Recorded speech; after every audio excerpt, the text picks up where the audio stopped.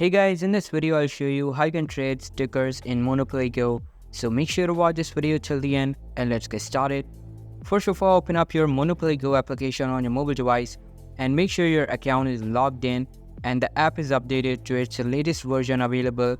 After opening the app, you will be redirected to the app's homepage where the actual game is played. After inviting and adding friends on the homepage, select the albums icon. Now you can see there are many stickers available here.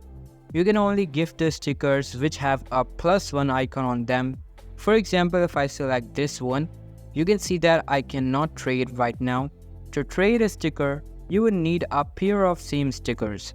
After selecting the sticker with plus on it, simply tap on gift to friend. A list of your friends will appear in front of you. Select a friend and tap on send.